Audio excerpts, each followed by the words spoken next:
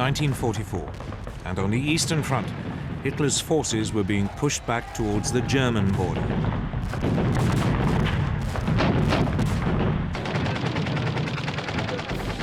But Germany was about to face a new threat. In the West, Allied forces had been preparing for months to open a new front in northwest France. Training for it was well underway.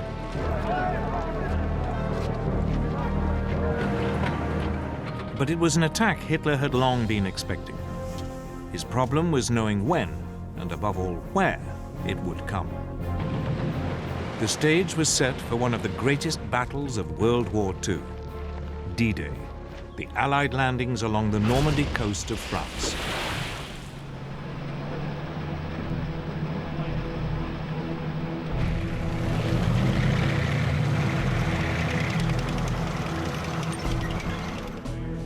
Since the early years of the war, Britain's Prime Minister, Winston Churchill, had always been certain that at some point an Allied invasion of Northern Europe would be necessary.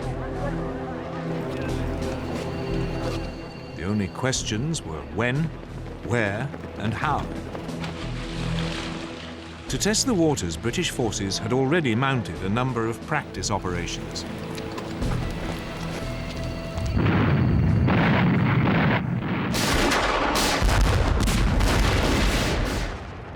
In December 1941, British commandos raided the Vargso Islands off the coast of Nazi-occupied Norway.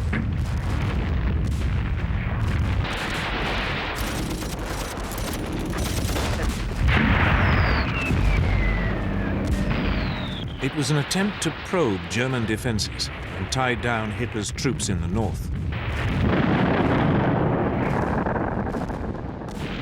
A fish oil factory and coastal defenses were blown up before the commandos withdrew.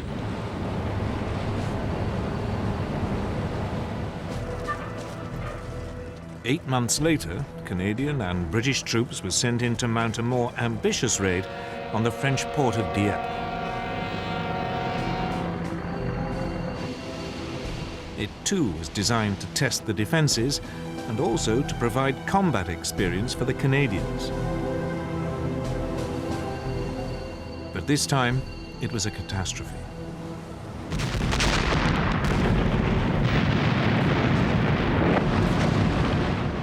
As landing craft approached the main beach, they were met by withering fire.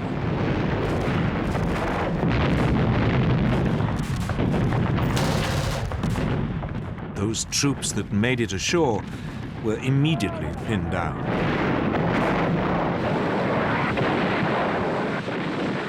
Behind them, the supporting tanks became bogged down in the shingle.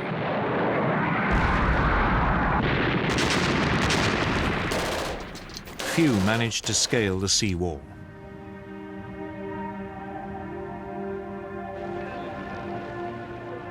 Over 3,000 Allied soldiers were killed or taken prisoner. Britain had learnt an important lesson. Never attempt a direct assault on a German-occupied port.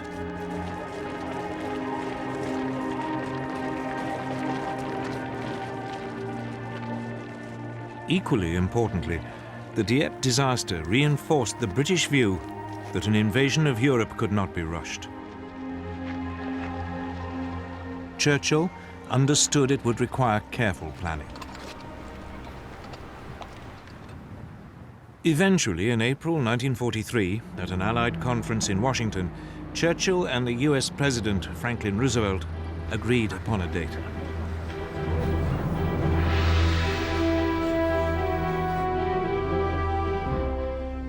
D-Day, or Operation Overlord as the seaborne invasion of France was formally called, would take place in the summer of 1944. But by now, the Germans were preparing for it in earnest. Since the winter of 1941, they had been building an Atlantic wall. It was a massive series of fortifications running along the European coast from Denmark to the Spanish border. gun emplacements had been constructed at likely landing sites. Beaches had been mined and covered in barbed wire. Obstacles had been placed in strategic places to block landing craft. Hitler had boasted, "I am the greatest builder of fortifications of all time."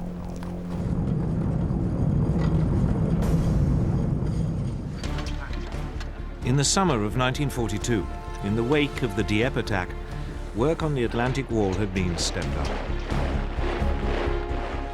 Hitler had also ordered an increase in troop numbers in the region.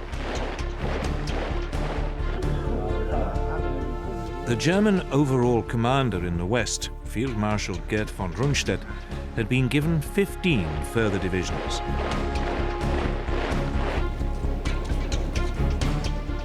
But the Western European coast stretched for some 2,000 miles. He didn't have the numbers to man the entire length.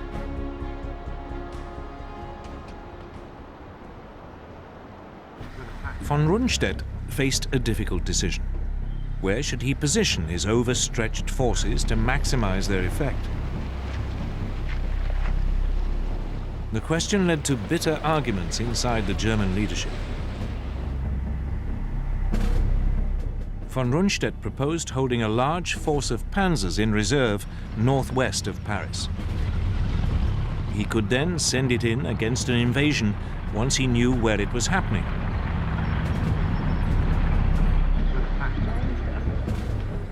But the hugely respected Field Marshal Erwin Rommel, commander of the troops covering the sector from Holland along the French coast to the Loire, had a different view.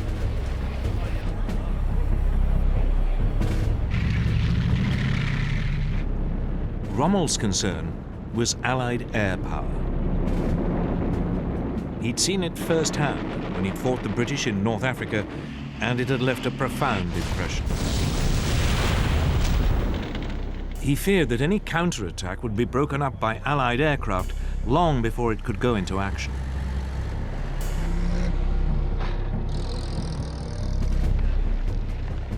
Rommel had also inspected Hitler's Atlantic Wall and found much of it wanting.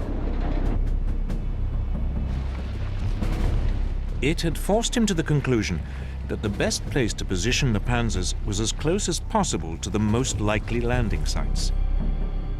That way, an invasion could be immediately pushed back before it got a foothold. Hitler compromised. Rundstedt was given a small force he could hold in reserve, though Hitler himself would have the final say as to when it could be used. The rest of the additional troops was scattered along the entire Atlantic seaboard, in accordance with Rommel's wishes.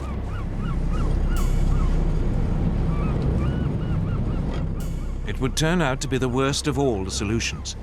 There were neither enough reserves nor enough tanks near the coast. But in the autumn of 1943, none of this was clear.